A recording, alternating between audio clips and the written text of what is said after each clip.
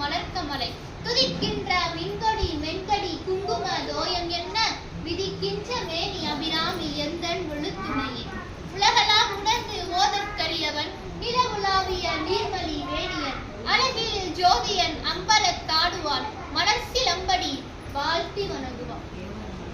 எல்லாம் வல்ல சதுரகிரி ஸ்ரீ சுந்தர மகாலிங்க பெருமானின் தனிப்பெரும் கருணையினாலும் ஸ்ரீவில்லிபுத்தூர் ஸ்ரீ ஆண்டாள் நாச்சியாருடைய திருவருட்கருணையினாலும் இங்கே எழுந்தருளி அருள்பாலித்துக் கொண்டிருக்கக்கூடிய கோடகநல்லூர் சுந்தர சுவாமிகளுடைய திருவருள் துணையினாலும் இந்த தேவார திருமணாலயமானது 1911ஆம் ஆண்டு ஸ்தாபனம் பண்ணப்பட்டது. அதனைத் தொடர்ந்து ஒவ்வொரு வருடமுமே ஐப்பசி மாசம் சுவாமிகளுடைய குரு பூஜை தினமானது கொண்டாடப்பட்டு வருகிறது.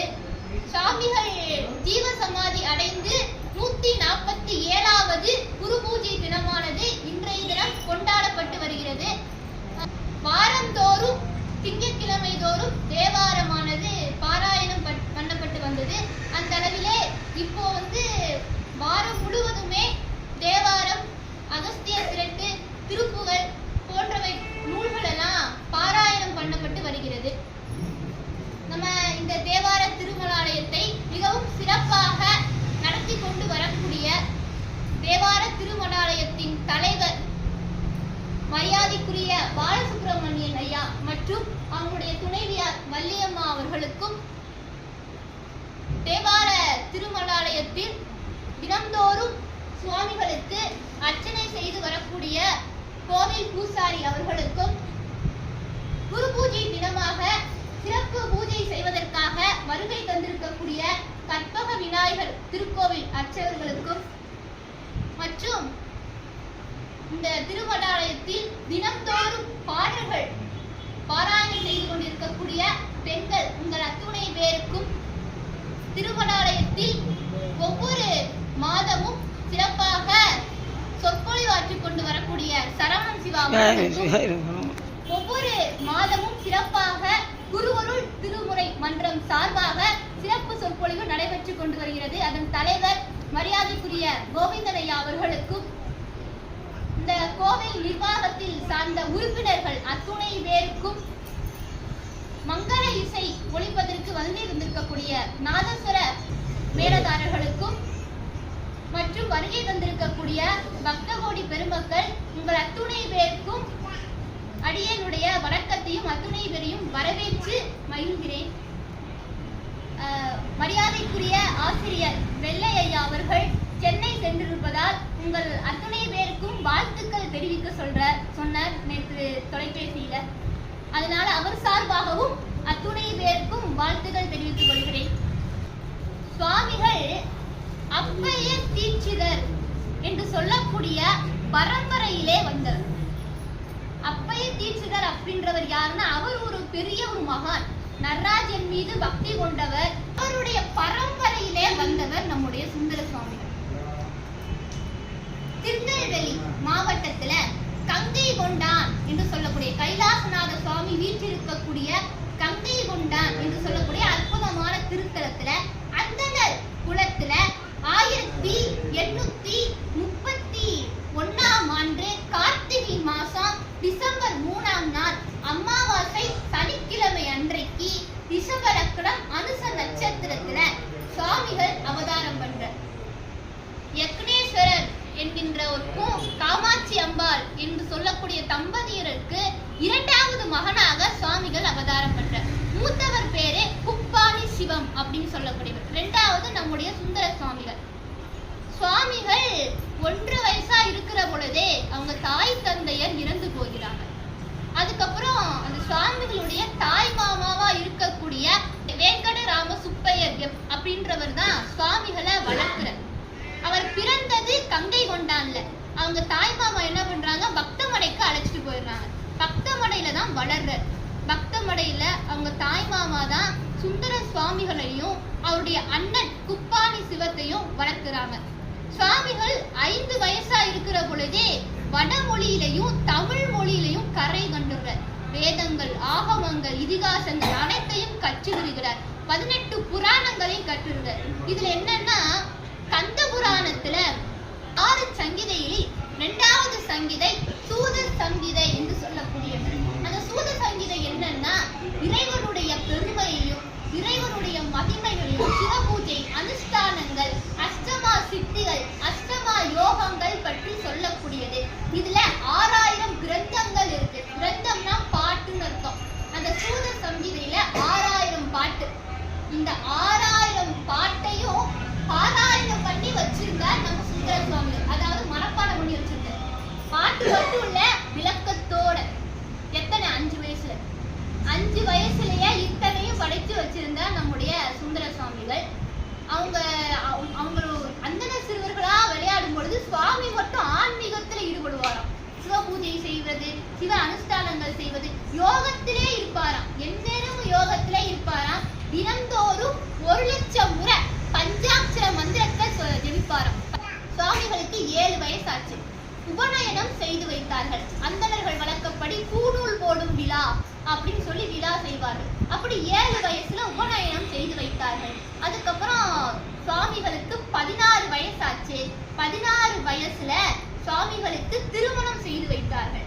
நெல்லை மாவட்டத்துல அடைச்சாணி என்று சொல்லக்கூடிய திருத்தலத்துல ராமசுப்பையர் என்பவருடைய மகள் ஜானகிக்கும் சுவாமிகளுக்கும் திருமணம் நடைபெற்றது.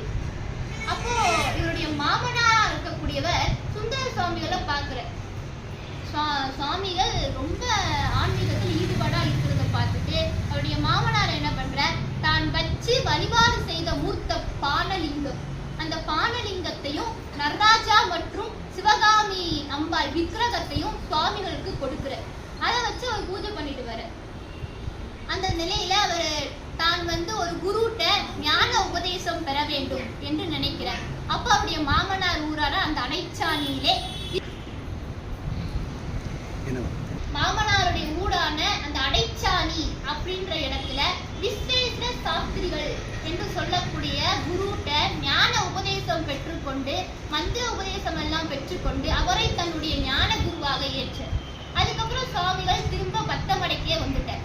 பத்தமடையில இந்த சூத சங்கீதை என்று சொல்லக்கூடிய இந்த சங்கீதைய பாராயணம் செய்து அந்த கிரந்தங்களை எல்லாம் பாராயணம் செய்து அதனுடைய விளக்கங்களை எல்லாம் சுவாமிகள் கொடுக்கிறார். அப்படி இருக்கக்கூடிய நிலையில அந்த பத்தமடையில ஒரு 5 வயசு சிறுவன் அவன் என்ன பண்றான், விளையாடிட்டு இருக்கான். அப்படி விளையாடி கொண்டு இருக்கிற பொழுது வாய்க்கால விழுந்துட்டான். விழுந்து இறந்து போயிட்டான். இந்த விஷயம் அவங்க பெற்றோர்களுக்கு தெரியாது.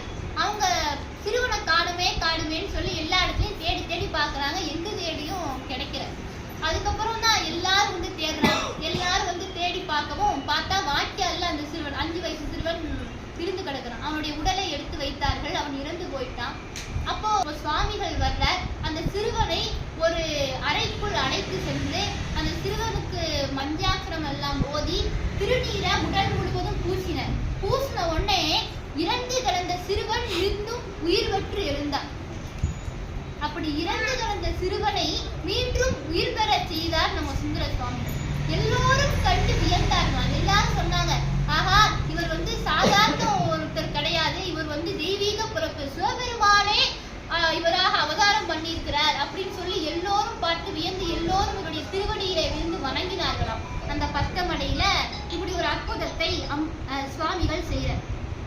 அதுக்கப்புறம் பத்தமடையில தன்னுடைய மனைவி இருக்கிறாங்க இல்லையா, ஜானகி அம்மையார், அவங்களுக்கு ஞான உபதேசம் பண்ற. இந்த இல்லற வாழ்க்கையெல்லாம் திறந்து துறவர வாழ்க்கை, அதுதான் இறைவனுடைய திருவடியை அடைவதுதான் நிலையானது என்பதை போதித்து ஞான உபதேசம் செய்யறாங்க. அது மட்டுமல்ல, சுந்தர சுவாமிகளுடைய முதல் சீடரே அவங்களுடைய மனைவி ஜானகி அம்மா தான். அவங்கதான் அவருடைய முதல் சீடரை. தன்னுடைய மனைவியவே சீடராக ஏற்றார் சுந்தர சுவாமிகள். அப்படி மனைவிக்கு குருவாக இருந்து ஞான உபதேசம் செய்துட்டு இப்படி அதுக்கப்புறம் சுவாமிகள் பத்தமடையில இருக்கிற பொழுது இன்னும் பல பேர் சுவாமிகளை பார்த்து வணங்கி நாங்களும் உங்களுக்கு சீடராகணும் அப்படின்னு சொல்ல இன்னும் பலர் சுவாமிகளுக்கு சீடராக ஆகிறார்கள். அதுக்கப்புறம் சுவாமிகள் பத்தமடையில இருந்து கோடகநல்லூருக்கு போறார். அந்த கோடகநல்லூர்ல இருந்து சில அன்பர்கள் பத்தமடைக்கு சுவாமிகளே, நீங்க எங்க ஊருக்கு சூத சங்கீதைய சொல்லணும் அப்படின்னு சொல்லி வேண்டிக் கொண்டதற்கெனங்க சுவாமிகள் பத்தமடையில இருந்து கோடகநல்லூருக்கு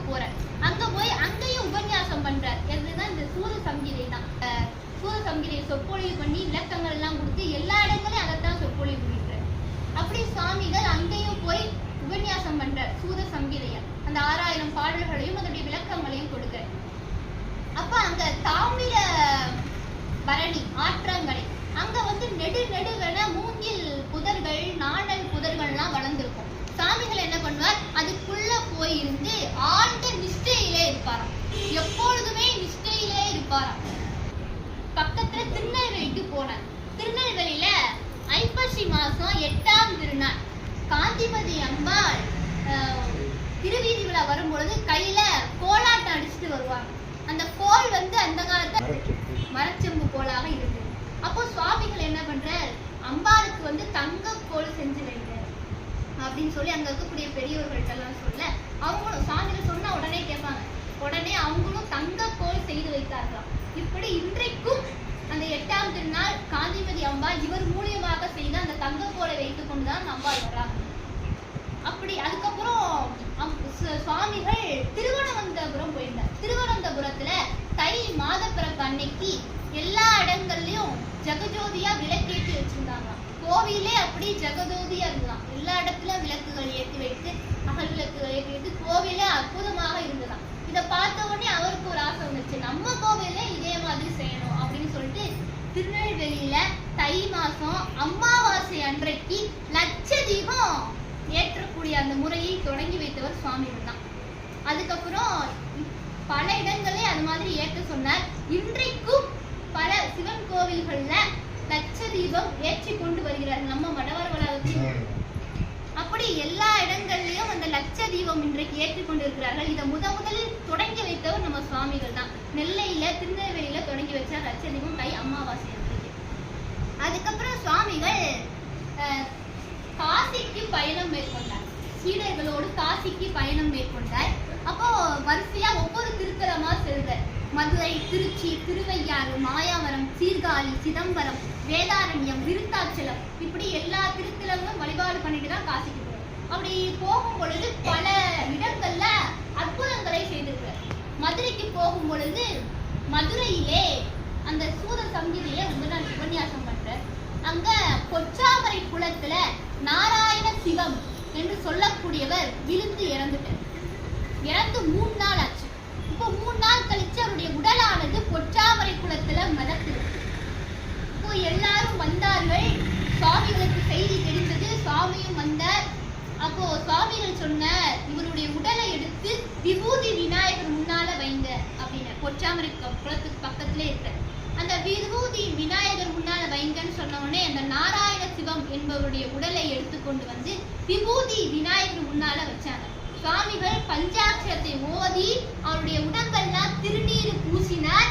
இறந்து போன நாராயண சிவம் என்பவர் மீண்டும் உயிர் பெற்று எழுந்தார். இறந்து 3 நாள் ஆச்சு. 3 நாள் கழிச்சுதான் உடல் மிதக்குது. அப்படி இறந்து போனவருடைய உயிரை சுவாமிகள் உயிர் பெற்று மீட்டார். எல்லோரும் ஹரஹரா சிவசிவா என்று சொன்னார்கள். எல்லா சொக்கநாதர் பெருமானுடைய திருவருள் அவரே இவருடைய உருவல் வந்திருக்கிறார் என்று எல்லோரும் வியந்து இவருடைய திருவடியில விழுந்து வணங்கினார். இப்படி மதுரையிலையும் அற்புதம் பண்ணியிருக்கிறார். அதுக்கப்புறம் ஒவ்வொரு திருத்தலமா வராரா. அப்படி ஒவ்வொரு திருத்தலமா செஞ்சு இன்னும் பல அற்புதங்களை சொல்லலாம். ஒவ்வொரு திருத்தலத்திலும் ஒவ்வொரு அற்புதம் பண்ணியிருக்காரு. கடைசியா தான் காசிக்கு போறார். காசிக்கு போய் காசியில கங்கையிலே நீராடினார். கங்கையிலே நீராடிட்டு அங்க ஒரு மகா கணபதி என்று சொல்லக்கூடிய ஒரு சுவாமிகள் அவர் எப்படின்னா 6 மாசம் கடலுக்கு அந்த கங்கை நதிக்குள்ள இருந்து தவம் செய்வாராம். 6 மாசம் யோக பயிற்சியில கங்கைக்கு அடியில இருந்து தவம் செய்வார். அவருடைய பெருமையெல்லாம் கேள்விப்பட்டு சுவாமிகள் அவரை போய் பார்க்கணும்னு சொல்லி அவர் கங்கை நதிக்குள்ள போய் சென்று மகா கணபதி சுவாமிகளை பார்த்து 2 பேரும் உரையாடி விட்டு மறுபடியும் வெளியில வந்த நம்முடைய சுந்தர சுவாமிகள். இன்றைக்கும் நீங்க காசிக்கு போனீங்கன்னா மணிகர்ணிகா காட் என்று சொல்லக்கூடிய படித்துறையில சுந்தர சுவாமிகளுடைய விக்கிரகமும் மகா கணபதியுடைய விக்கிரகமும் 2 பேருடைய விக்கிரகமும் இன்னைக்கு இருக்கு. அதுக்கப்புறம் அங்கிருந்து திரும்ப கோடகநல்லூர் வந்துட்டேன். கோடகநல்லூர் வந்து சுத்தமல்லி, கடையம் போன்ற திருத்தலங்களுக்கெல்லாம் சென்று வழிபாடு பண்ணார். அதுக்கப்புறம் தன்னுடைய குரு அவர் அடைச்சாலிலே இருக்கக்கூடிய விஸ்வேந்திர சாஸ்திரிகள் அவருடைய குரு வந்து ஜீவ சமாதி அடைந்துட்டார். அவர் வந்து பரிபூர்ண நிலை அடைந்துட்டார் என்ற செய்தி கேள்விப்பட்டு அங்க சென்று அவரை பார்த்து தரிசனம் பண்ணிட்டு திரும்பவும் வர ஒரே சமயத்தில் ஒரே நேரத்தில் 7 ஊரில் இருந்து கும்பாபிஷேகத்தை நடத்தி வைத்தவர் நம்முடைய சுந்தர சுவாமிகள்.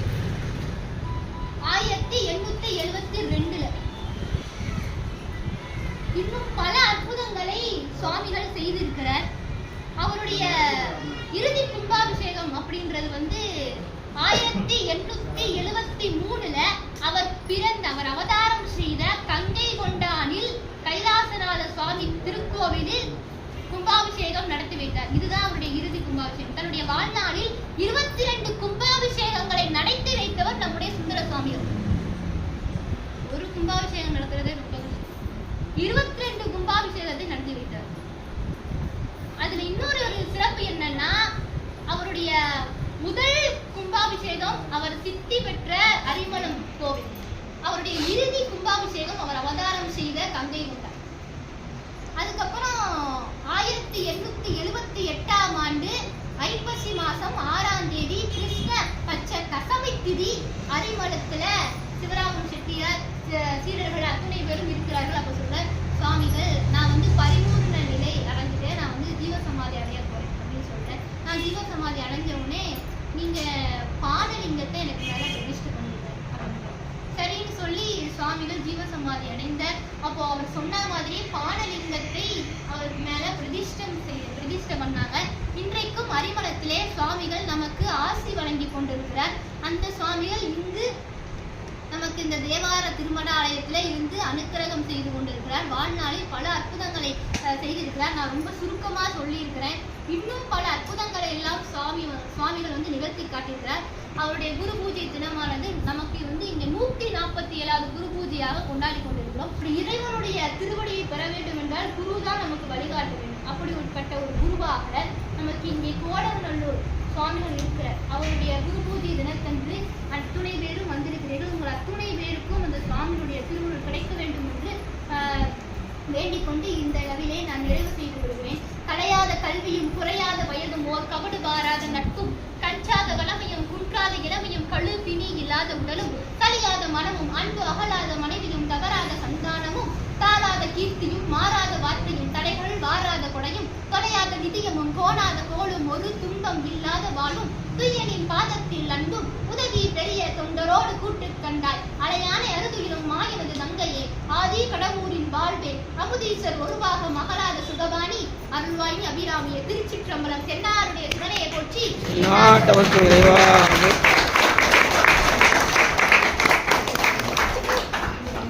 நம்முடைய அற்புதமாக உரையாற்றிய சக்தி சுந்தர மகாதிக்கு